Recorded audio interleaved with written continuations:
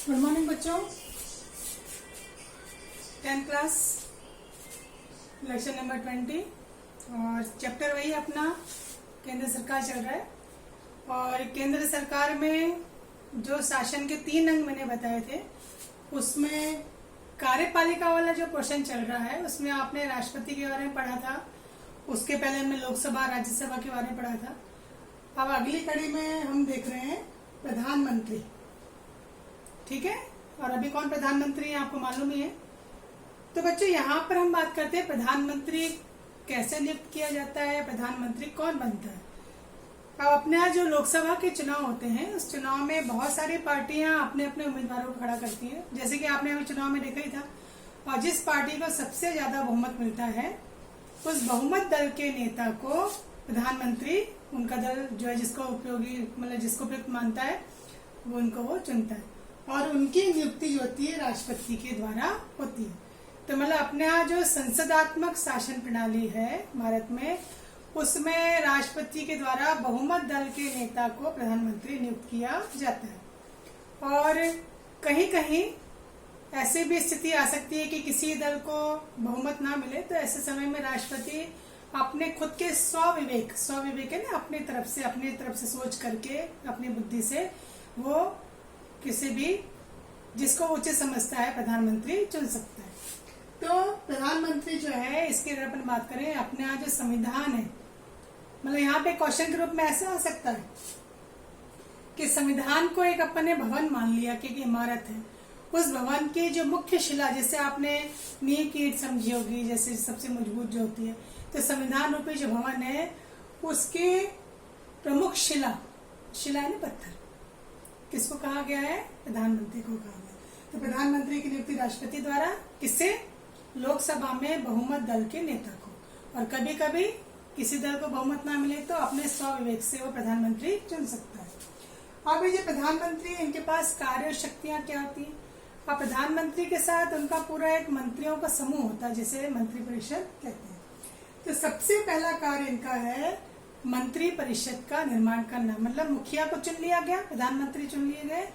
अब वो अपना पूरा जो है समूह तैयार करेंगे कि उनके साथ कौन कौन से मंत्री होंगे, कितने मंत्री होंगे, कौन कौन से होंगे, ठीक है, कहाँ कहाँ से होंगे, मतलब अपना जो पूरा समूह बनाना है।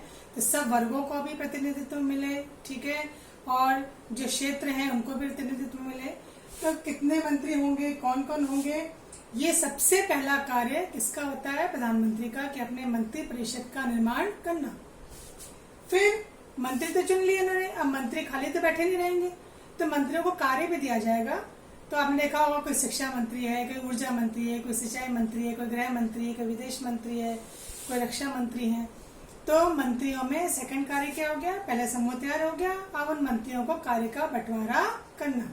तो मंत्रियों में विभागों का बंटवारा, ये कार्य प्रधानमंत्री अपने स्वविवेक से करता है, मतलब अपने तरफ से सोच समझ के वो करता है। और उसके इस कार्य में कोई भी आपत्ति नहीं कर सकता कि नहीं आपने ऐसा क्यों किया, क्योंकि उसका मंत्रिमंडल है वो अपने हिसाब से जो इसको बना सकता है।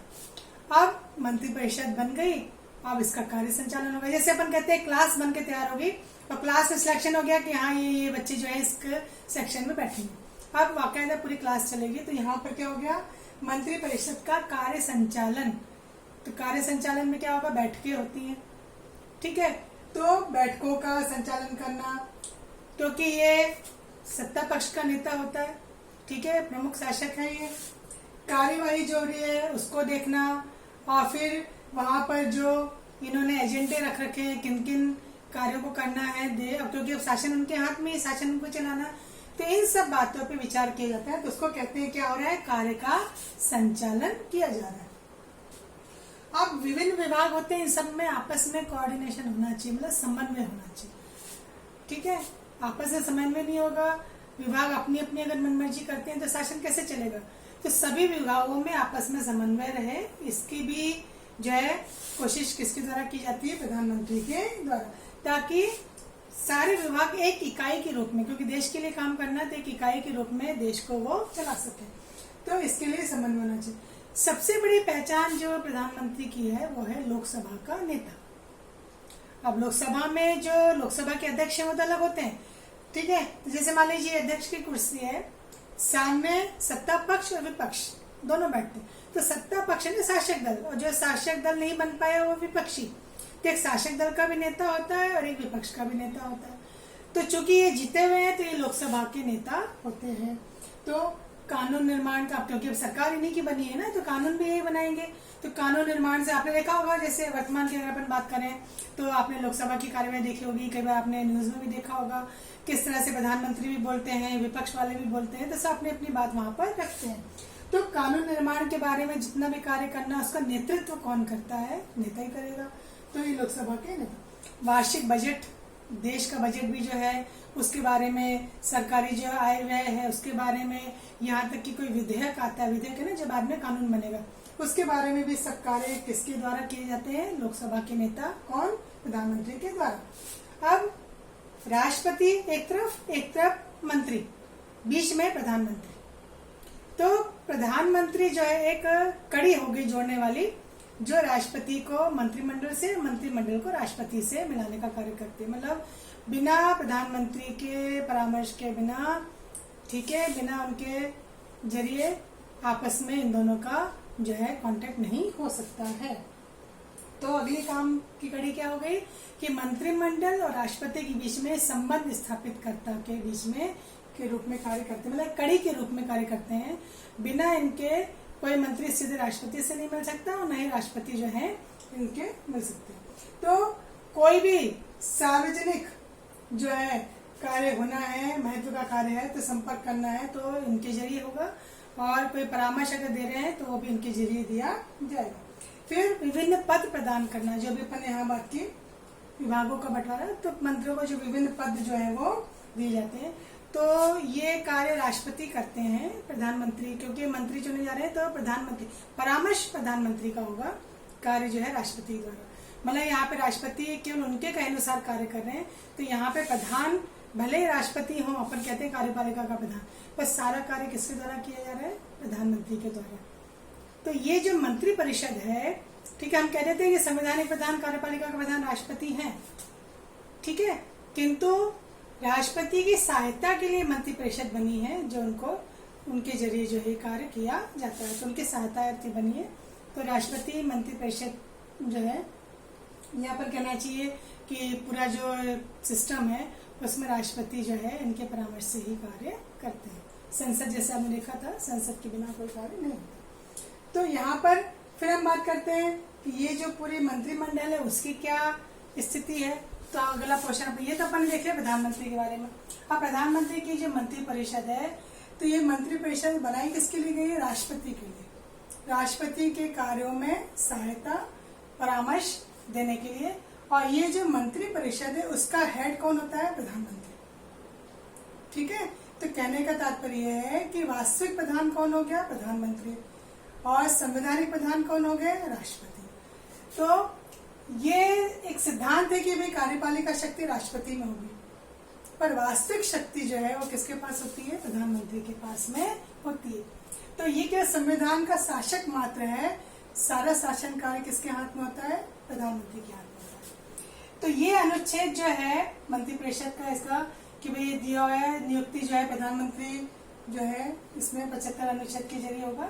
और प्रधानमंत्री जो है मंत्री परिषद में कौन कौन से, मतलब ये जो बच्चों अपन ने पढ़ा ना, उसी का ही दूसरा हिस्सा अपन मान रहे, ठीक है। तो प्रधानमंत्री के परामर्श से ही किसकी नियुक्तियां होंगी? मंत्रियों की। अभी अपन यहाँ पढ़ चुके हैं, वही कार्य अपन अब दूसरे रूप में देख रहे हैं, दूसरी तरफ से इसको देख रहे हैं, ठीक है। फिर अभी अपन ने किया था मंत्रियों का चयन, मंत्रियों का चयन भी कौन कर रहे हैं? प्रधानमंत्री कर रहे हैं, ठीक है। और परामर्श भी किसका हो रहा है? प्रधानमंत्री का हो रहा है। और ये परामर्श मानने के लिए राष्ट्रपति बाउंड हो गए, राष्ट्रपति अपने मन से नहीं कर सकते, प्रधानमंत्री सलाह देंगे तो ही राष्ट्रपति कार्य करेंगे। फिर मंत्रियों में कार्य का विभाजन वही सेम जो है, बस थोड़ा सा वाक्यों में है। प्रधानमंत्री, इसके पास पूरी शक्ति है कि किस मंत्री को कौन सा कार्य देना है। ये कार्य विभाजन किसके द्वारा किया जाएगा? प्रधानमंत्री के द्वारा किया जाएगा, किसको कौन सा कार्य सौंपना है। फिर अब ये जो मंत्री हैं, अब मंत्री जो है उनमें कुछ योग्यता होनी चाहिए। पहली योग्यता क्या है कि भाई आप मंत्री तो बन गए हो, पर आप किसी सदन के सदस्य नहीं हो, तो आप आपको किसी भी सदन का सदस्य होना जरूरी है, और अगर आप मंत्री बन गए हो, सदन का सदस्य नहीं हो, तो 6 माह के भीतर भीतर आपको सदस्यता लेनी होगी। ये इनके साथ एक कंडीशन जोड़ दी गई। जैसे आपने स्कूल में तो एडमिशन ले लिया, पर आप किसी क्लास के सदस्य नहीं हो तो पढ़ाई कैसे करोगे? एक उदाहरण के लिए बता रही हूँ। तो यहाँ पर आवश्यक योग्यता सदन का सदस्य होना जरूरी है, और अगर सदस्य नहीं है तो 6 माह के भीतर सदस्यता ले लेंगे। फिर मंत्री शपथ ग्रहण भी आपने देखा होगा, समारोह होता है जब नई सरकार बनती है तो राष्ट्रपति शपथ दिलाते हैं। तो ये मंत्री कौन से बात की शपथ लेते हैं? एक तो अपने पद के, कौन से पद पे कार्य करेंगे, ठीक है, गोपनीयता की, सरकार में बहुत सारे काम होते हैं जो गोपनीय रखे जाते हैं, सीक्रेट होते हैं, मतलब अपने कर्तव्य पालन की इनकी जो है ये पद और गोपनीयता की शपथ ही राष्ट्रपति के सामने रहते हैं। मतलब हम जिस कार्य के लिए नियुक्त हुए हैं उसके प्रति हम क्या रखेंगे, निष्ठा रखेंगे, देशभक्ति रखेंगे। फिर इनका कार्यकाल, मंत्रिपरिषद का कार्यकाल कोई निश्चित नहीं है, क्योंकि मंत्रिपरिषद किसके विश्वास पे टिकी हुई है? जहां वो होती है, और कहाँ होती है? लोकसभा में। तो जहां वो होती है उसके विश्वास पर ये है। अगर किसी कारण से लोकसभा का विश्वास खो देते हैं तो ये लोकसभा यहाँ पर इनके जब मंत्रिपरिषद भंग भी की जा सकती है, और नहीं तो लोकसभा का जो 5 साल का कार्यकाल है वो इसको पूरा कर लेते हैं। तो संसद के विश्वास तक ये मंत्रिपरिषद बनी रहती है। फिर ये मंत्रियों के जो तनख्वाह होती है, वेतन भत्ते होते हैं और जो सुविधाएं होती है, ये सब कहाँ से आती है? ये इनकी जो है संसद के जरिए इनको सारी सुविधाएं, मतलब वहां से जो निधि होती है उसके जरिए इनको सुविधाएं दी जाती है। उसमें निःशुल्क आवास भी है, वाहन भी है, और बहुत सारे वेतन भत्ते भी इनको दिए जाते हैं। तो ये जो मंत्री हैं, इन मंत्रियों की श्रेणियां भी होती है, मतलब कैटेगरी। मंत्री किस प्रकार के होते हैं? तो बच्चे ये मंत्री 3 श्रेणियां होती है, 3 प्रकार के। एक तो हाई स्तर के, उच्च स्तर की इकाई कैबिनेट मंत्री, केंद्र के मंत्री होते हैं। दूसरे होते हैं राज्य मंत्री, और तीसरे होते हैं उप मंत्री। ठीक है, ये हो गए ये 3 प्रकार के मंत्री। कैबिनेट मंत्री, ठीक है, सबसे प्रधान जिनको हम कहते हैं, ऊंचाई वाले, सबसे उच्च इकाई। फिर दूसरे होते हैं राज्य मंत्री, ठीक है, यहाँ पे तो इनके पास अपने विभाग होते ही हैं, यहाँ पर भी इनके पास विभाग होते हैं राज्य मंत्री के, और कई बार स्वतंत्र रूप से भी किसी विभाग को ही संभाल सकते हैं। और ये जो मंत्री होते हैं इन किसी मंत्री के सहायक के रूप में कार्य करते हैं। उप मंत्री मतलब किसी हेड, जो सीनियर जो मंत्री होते हैं उनके ये अधीन कार्य करते हैं। तो ये मंत्री जो है इनकी 3 कैटेगरी होती है। तो बच्चों आज अपन ने तो देखा प्रधानमंत्री के बारे में, उनकी स्थिति क्या है, मंत्रिपरिषद की स्थिति क्या है, और प्रधानमंत्री के कार्य क्या है, मंत्रिपरिषद के कार्य क्या है। ये आज का क्वेश्चन हुआ। कल अपन देखेंगे मंत्री, ये तो अभी अपन ने मंत्रिपरिषद का गठन देखा, तो 2 हिस्से। जैसे अपन ने देखा प्रधानमंत्री के बारे में बताइए और उनकी कार्यशक्तियां, तो प्रधानमंत्री के बारे में थोड़ा सा डिटेल दे दिया, और फिर उनकी कार्यशक्तियां। फिर हमने बात की मंत्रिपरिषद के बारे में बताइए, ठीक है, और उनकी गठन की स्थिति कैसे बनता है।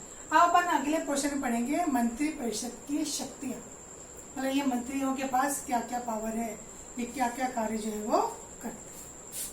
तो अगला जो अपना लेक्चर होगा वो इसके बारे में होगा, ठीक है। फिर ये जब खत्म हो जाएगा बच्चों, फिर अपना शुरू होगा न्यायपालिका।